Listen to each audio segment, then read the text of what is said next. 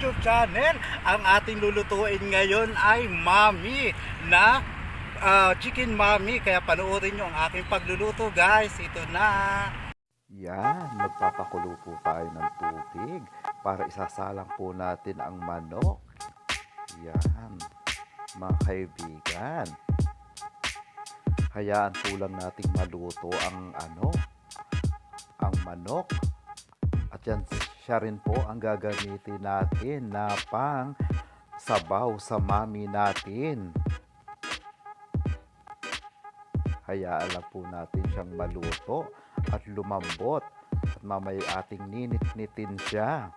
At siyang ating pangsahog sa ating Mami.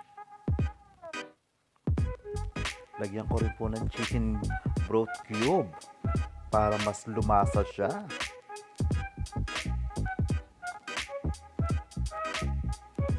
Yan, sarap. Kuluan.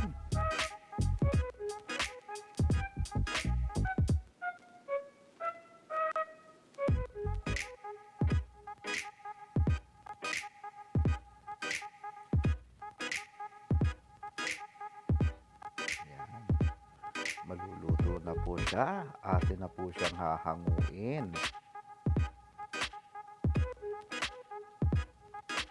Talagang lutong-luto siya. Yan.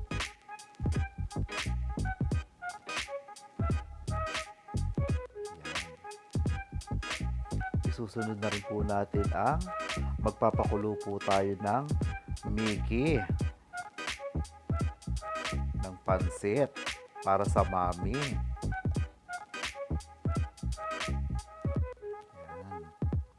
Ating i-drain natin at patutuyuin ng kaunti ng bahagya.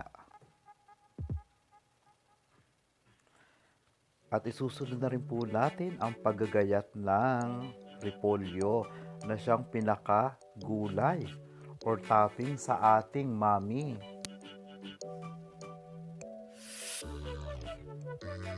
Medyo manipis lamang po ang ating pagkakagayat para ibubuhos na lang ang mainit na sabaw para lutong-luto siya. Yan.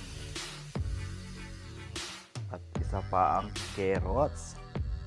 Slice lang po natin siya ng medyo manipis para madali siyang maluto pag ibinuhos na ang mainit na sabaw or kaldo ng manok.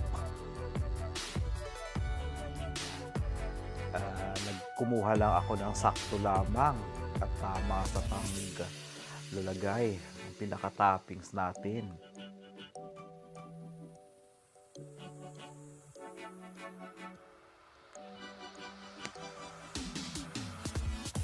At maggagayat din po tayo ng dahon ng sibuyas or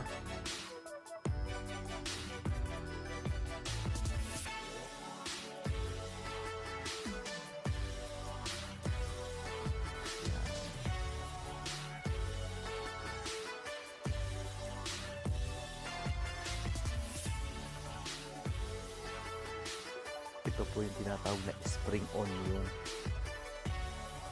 At siya rin po ang pagkatapos po mailagay lahat, yan ang mo ilalagay.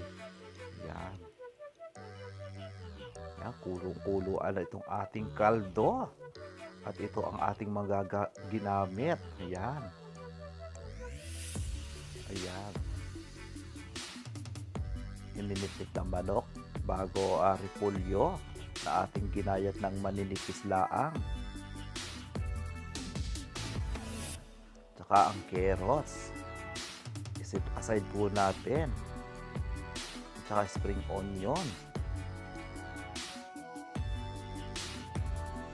Dalawang slice ng itlog. Ayan.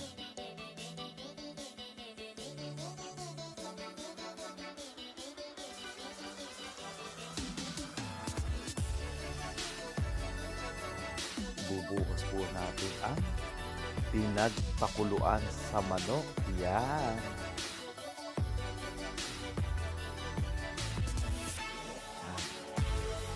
Yan guys, luto ng aking chicken mami. Halina kayo't kainin natin, sintensya na natin kung talagang masarap. Halika na kay guys.